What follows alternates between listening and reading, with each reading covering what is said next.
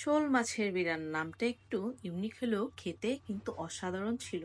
আর যদি সাথে হয়ে যায় চিংড়ি কচু, তাহলে তার কথাই নেই, পুরো খাবারটাই জমে যাবে। ভাই, মাখানি দেখে তো আমার পুরো জিভে জল এসে পড়েছে, জানি আপনাদের এসেছে। আর এই শোল মাছের বিরানটা দেখতে হলে অবশ্যই ডোন্ট স্কিপ দিস ভিডিও। ও হ্যাঁ, দাঁড়ান দাঁড়ান, সাথে কিন্তু চিংড়ি কচুটাও থাকছে এই রেসিপিতে। আর হ্যাঁ, খুব দ্রুত টাইমলাইনে শেয়ার করে রাখেন, যেদিন ভাইয়া শোল মাছ নিয়ে আসবে আপনাদেরও লাগবে। হ্যালো এভরিওয়ান, আসসালামু আলাইকুম, আমি তানিয়া। সকাল সকাল আমার জামাই নিয়ে আসলো শোল মাছ দুইটা বাজার থেকে। দুইটা শোল মাছ প্রায় 1.5 কেজির মতো ছিল। শোল মাছ এত পিছল আর এটাকে মারা খুব অসম্ভব। তো দেখেন শোল মাছটা কত বড় ছিল, মাশাআল্লাহ। আর তার জন্য আমি লবণ দিয়ে কিছুক্ষণ মেখে রাখলাম। ভাই রে ভাই, আধা ঘন্টা পারাপারির পর ফাইনালি আমি মাছটা কাটতে পারলাম। তো তারপর আমি ছুরি দিয়ে ট্রাই করলাম। এই পুরো মাছটা আমি চায়না কাটিং দিব, তাহলে এর ভিতরে মশলাটা আর লবণটা খুব ভালো করে ঢুকবে, যেহেতু আমি এটাকে ভাজা করা হয়। এটার জন্য আমি লবণ দিয়ে প্রায় আধা ঘন্টার মতো রেখে দিব। ঝটপট মশলাটা রেডি করে নিই। আর কচুটা কিন্তু আমার ডিপ ফ্রিজে সংরক্ষণ করা ছিল। 2টা পেঁয়াজ,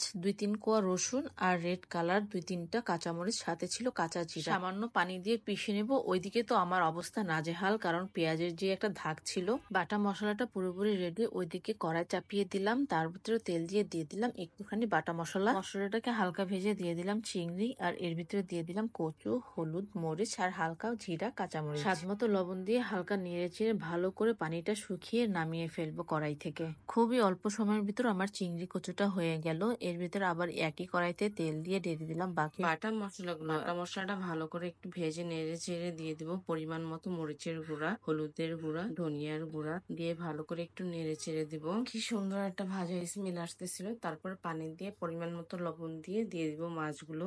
শোল মাছ, শিং মাছ, বাইং মাছ, এই 3টা মাছ আমার বাসায় কষিয়ে রান্না করা হয়। যেহেতু ভাজা হয় না, এটার জন্য মশলার ভিতর ভালো করে কষিয়ে নিব। দিয়ে দিলাম 4-5টা কাঁচামরিচ আর পরিমাণ মতো পানি দিয়ে ঢেকে দিলাম। ভাই রে ভাই, দেখতে দেখতে হয়ে গেল আমার শোল মাছের বিরান, চিংড়ি কচু আর চিকন চালের গরমা গরম ভাত। জিভে জল আসার মতো আর মুখে লেগে থাকার মতো অসাধারণ একটা রেসিপি। ভাই রে ভাই, 100-100 পাবেন যদি নগদ নগদ পেঁয়াজ রসুন বেটে মশলা দিয়ে রান্নাটা করেন। প্রতিদিনের মতো আমার সাহেব তো রেডি হয়ে বসেছিল, কখন আমি তাকে খাবার দেবো সে খাবে। প্রতিদিনই আমি তাকে খাবার দিই, বাট যেদিন আমি রেসিপিগুলো আপনাদের সাথে শেয়ার করি বা স্পেশাল করে রান্না করি, সেদিন সে বেশি আগ্রহী থাকে। অবশ্যই চেষ্টা করবেন তাজা তাজা মাছ, শাক, সবজি এগুলো খাওয়ার জন্য। ফ্রিজে রেখে খেলে সেই স্বাদটা আর পাওয়া যায় না। মাছটার ভিতরে একেবারে লবণ মশলা সবকিছুই পারফেক্ট ছিল, খুবই সফট হয়েছিল মাছটা। ভাই, একবার ট্রাই করে দেখেন আমার এই রেসিপিটা, তারপর নিচে কমেন্ট করে জানাবেন যে আপু আপনি কি একটা রেসিপি দিলেন। আর সেম ভাবে রেসিপিটা ফলো করে যে কোনো মাছ আপনি রান্না করতে পারেন। যদি আমার এই ভিডিওটি ভালো লাগে অবশ্যই লাইক, কমেন্ট, শেয়ার করতে ভুলবেন না। আর সেই পর্যন্ত সবাই ভালো থাকবেন। কি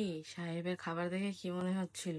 বিশ্বাস করেন, তার এক্সপ্রেশন দেখেই বুঝে নেন কেমন হয়েছিল। সবার জন্য দোয়া আর ভালোবাসা রইল। তো সবাই ভালো থাকবেন। Bye, see you, take care, আল্লাহ হাফেজ, টাটা, বাই বাই। 1 সেকেন্ড, পেজটা ফলো করে দিন আর সাবস্ক্রাইব করে দিন।